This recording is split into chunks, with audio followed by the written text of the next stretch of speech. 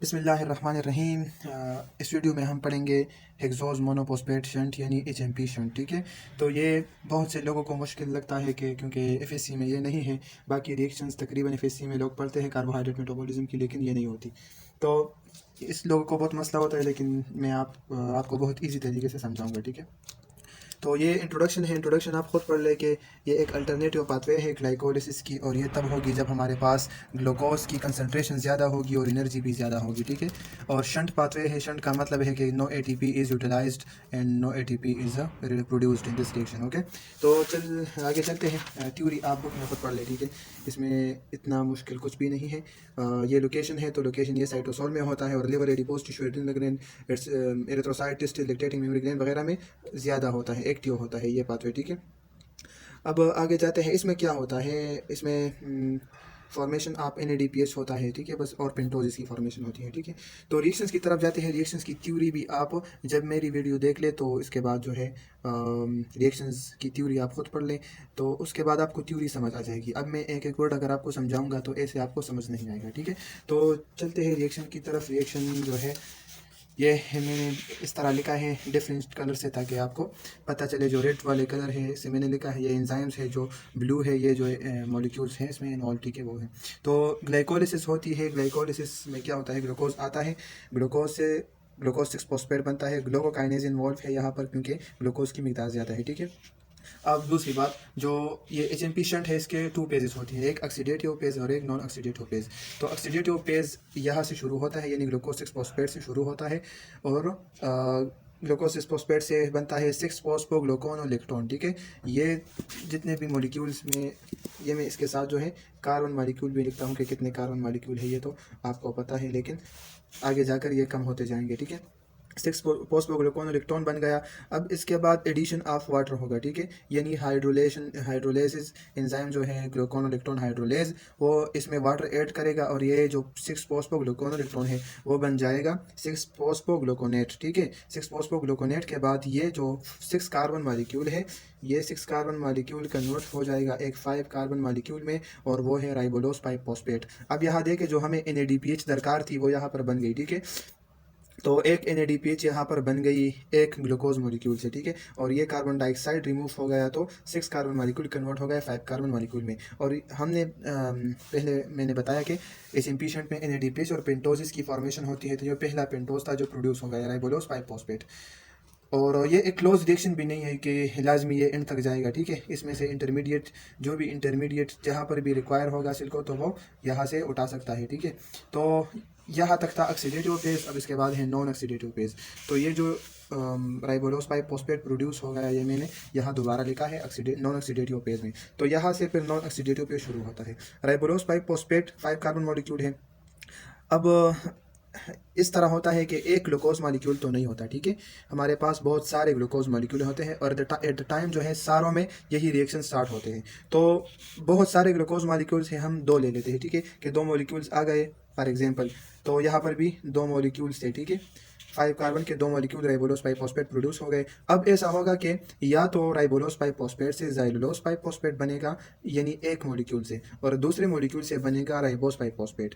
अब इन दोनों में डिफरेंस क्या है, जो जाइलोलोस 5 फॉस्फेट है ये ईपीमर है राइबोलोस 5 फॉस्फेट का, और राइबोस 5 फॉस्फेट आइसोमर है राइबोलोस 5 फॉस्फेट का। तो राइबोलोस 5 फॉस्फेट ईपीमरेज एक राइबोलोस 5 फॉस्फेट को कन्वर्ट कर देता है जाइलोलोस 5 फॉस्फेट में, और दूसरा एंजाइम राइबोस 5 फॉस्फेट की टू आइसोमरेज कन्वर्ट कर देता है राइबोलोस 5 फॉस्फेट को राइबोस 5 फॉस्फेट में, आइसोमराइजेशन होती है। तो अब हमारे पास 2 मॉलिक्यूल्स है, दोनों 5 कार्बन के मॉलिक्यूल है, टोटली 10 कार्बन है। ठीक है, अब इसके बाद इन दोनों की कंडेंसेशन होगी। अगर हमारे पास कहीं पर ज़रूरत हो इनमें से किसी के भी, तो ये यहाँ से निकल जाएगा। ठीक है, ये यहाँ से निकल जाएगा, आगे नहीं जाएगा, कोई दूसरा मॉलिक्यूल यहाँ आ जाएगा। ठीक है, यानी दूसरा जो है ग्लूकोज आकर इन सारे स्टेप्स को कवर करके यहाँ तक स्टेप में इंटर हो जाएगा। लेकिन अगर ज़रूरत ना हो तो ये दोनों फिर कंडेंस हो जाते हैं in the presence of transketolase enzyme and with the cofactor TPP thiamine pyrophosphate and magnesium, ये दोनों कंडेंस होते हैं। तो एक 7 कार्बन मॉलिक्यूल बनाता है, और दूसरा मॉलिक्यूल ग्लिसरॉल्डिहाइड 3 फॉस्फेट बनता है। ठीक है, ये भी देखिए, यहाँ पर भी 10 कार्बन थे दोनों मॉलिक्यूल में, यहाँ पर भी 10 कार्बन, कार्बन का नंबर मेंटेन होगा। ठीक है, अब सीडोहिप्टोलोज 7 फॉस्फेट बन गया, और इसके साथ साथ ग्लिसरॉल्डिहाइड 3 फॉस्फेट। अगर हमारे पास ग्लिसरॉल्डिहाइड 3 फॉस्फेट की ज़रूरत पड़ गई तो ये जाएगा ग्लाइकोलिसिस में। अगर ज़रूरत ना हुई तो ये फिर कंबाइन होकर कंडेंस होकर सीडोहिप्टोलोस के साथ सीडोहिप्टोलोस एंड फॉस्फेट के साथ कंडेंस होकर क्या बनाएगा, in the presence of transaldolase. ठीक है, ट्रांस एल्डोलेस, ट्रांस का मतलब है तो कार्बन मॉलिक्यूल की ट्रांसफर होती है यहाँ पर। ठीक है, तो एक हमारे साथ 4 कार्बन मॉलिक्यूल बनता है इधर इरेथ्रोस 4 फॉस्फेट, और इसके अलावा 6 कार्बन मॉलिक्यूल फ्रक्टोस 6 फॉस्फेट। ये दोनों अगर कंबाइन करें तो फिर 10 कार्बन आते हैं। तो इसी तरह कार्बन नंबर मेंटेन होता है। ठीक है, अब अगर हमारे पास कहीं पर सेल में कहीं पर भी बॉडी में कहीं पर भी इरेथ्रोस 5 फॉस्फेट की जरूरत पड़ गई तो ये यहाँ से निकल कर जा सकता है। अगर जरूरत ना हो तो ये आगे प्रोसीड करेगा। इसी तरह फ्रक्टोस 6 फॉस्फेट भी, अब क्या होगा, ये फ्रक्टोज 6 फॉस्फेट जो है नेक्स्ट रिएक्शन मैंने इस पेज पर लिखा है, ये इस तरह मैं कंबाइन कर देता हूँ। ठीक है, ये यही फ्रक्टोज 6 फॉस्फेट है। ये फिर आगे जाएगा कहाँ पर, ये जाएगा ग्लाइकोलिसिस में। ठीक है, और ये ग्लाइकोलिसिस में आगे भी जा सकता है और रिवर्सल ग्लाइकोलिसिस में भी जा सकता है for the purpose of energy generation. ठीक है, अब इरेथ्रोस पावर फास्फेट जो प्रोड्यूस हो गया, अब मैंने आपको बता दिया कि बहुत सारे ग्लूकोज मॉलिक्यूल यहाँ आते हैं, एक मॉलिक्यूल नहीं होता। ठीक है, तो वो सारे उनमें से जब यहाँ पर ये पहुँचता है या स्टेप तक ये ग्लूकोज मॉलिक्यूल, तो ज़ाइलोलोस 5 फॉस्फेट इधर से आकर इस स्टेप में डायरेक्टली इन्वॉल्व हो जाता है इस मॉलिक्यूल के साथ, जो कि 4 कार्बन मॉलिक्यूल है। ठीक है, अब ये 4 कार्बन मॉलिक्यूल जो है, 4 कार्बन मॉलिक्यूल, और ये हमारे पास है 5 कार्बन मॉलिक्यूल, ये दोनों हो गए कितने, 9 कार्बन मॉलिक्यूल। ठीक है, ये दोनों में 9 कार्बन है। अब ये दोनों कंडेंस हो गए in the presence of transketolase, transfer of carbon होगा, और थाइमीन पायरोफॉस्फेट के प्रेजेंस में ये फिर से डिवाइड हो जाएगी फ्रक्टोज 6 फॉस्फेट में, और दूसरा हमें देगा ग्लिसरॉल्डिहाइड 3 फॉस्फेट। तो ये भी ग्लाइकोलिसिस में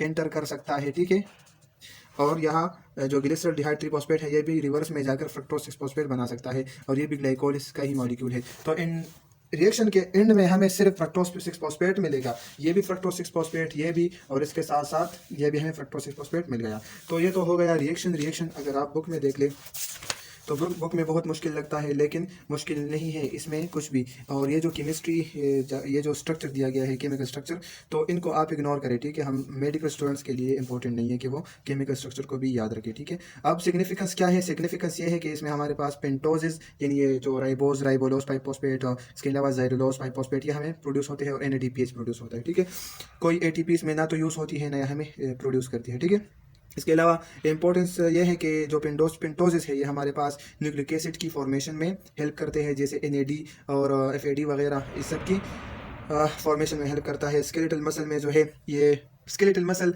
खुद के लिए पेंटोजेस बना सकते हैं, तो वहाँ पर पेशेंट की कोई ख़ास ज़रूरत नहीं होती। ठीक है, अच्छा, तो पेंटोजेस की जो इंपॉर्टेंस थी वो तो हो गई कि पेंटोजेस कहाँ पर यूटिलाइज होते हैं, जो पेशेंट में हमें प्रोड्यूस होते हैं। अब NADPH जो प्रोड्यूस होता है यहाँ पर, वो कैसे इसकी इंपॉर्टेंस है, मतलब वो क्यों ज़रूरी है। तो जो NADPH होता है यहाँ पर, वो फैटी एसिड्स और स्टेरॉइड की बायोसिंथेसिस के लिए यूज़ होता है, लाइपोजेनेसिस जैसे होती है ना एडिपोज टिश्यू लिवर वगैरह में।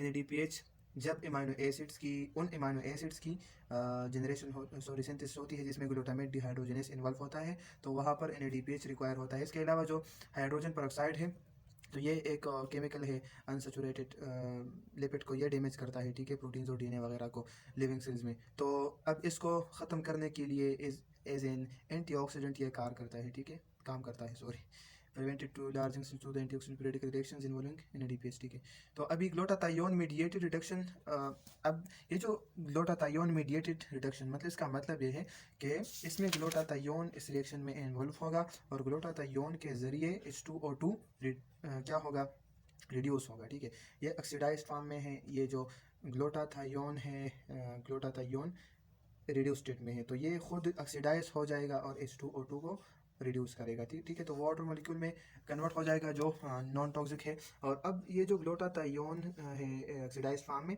अब इसको रिजेनरेट करने के लिए क्या होता है कि ग्लूटाथायोन रिडक्टेस के थ्रू ये होता है, इसको रिड्यूस कर देता है, और इसमें NADPH यूटिलाइज होता है, NADP में कन्वर्ट हो जाता है। ये तो सिंपल सी बात है। ठीक है, अब माइक्रोसोमल साइटोक्रोम P450 सिस्टम, इसमें डिटॉक्सिफिकेशन ऑफ ड्रग्स होती है। ठीक है, और फॉरेन कंपाउंड्स की क्या होती है, डिटॉक्सिफिकेशन, तो ये हाइड्रोक्सिलेशन रिएक्शंस के थ्रू होता है, और वहाँ पर NADPH यूज़ होता है। इसके अलावा फेगोसाइटोसिस में ये हेल्प करता है। ठीक है, जो वाइट ब्लड सेल करता है। और इसके अलावा जो RBC में इसका स्पेशल फंक्शन ये है कि ये जो NADPH यहाँ पर प्रोड्यूस होगा, ये जाएगा RBC में, और क्या करेगा वहाँ पर जो H2O2 होगा, ठीक है, ये जो इसके पहले हमने रिएक्शन पढ़ा, तो H2O2 को ये मतलब कम करेगा और आरबीसी की इंटीग्रिटी को मेंटेन करेगा।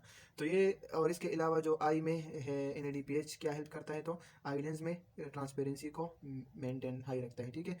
तो ये हो गया HMP शंट। और इसके अलावा ये जो डिजीज़ है glucose six phosphate dehydrogenase deficiency, अब अगर डिफिशिएंसी होगी तो बहुत सारे मसले हो सकते हैं, ठीक है। हमारे पास NADPH की कमी आ सकती है, इसके अलावा जो है पेंटोसिस की कमी आ सकती है। तो ये सारी बातें, ये थ्योरी है, ये आप खुद पढ़ लें। और इंशाल्लाह हम नेक्स्ट वीडियो में इलेक्ट्रॉन ट्रांसपोर्ट चेन पढ़ेंगे कि किस तरह जो यहाँ पर NADPH और FADH वगैरह प्रोड्यूस हो गए वो किस तरह इलेक्ट्रॉन ट्रांसपोर्ट चेन में केस होते हैं, और उसके बाद कार्बोहाइड्रेट मेटाबॉलिज्म ख़त्म हो जाएगा।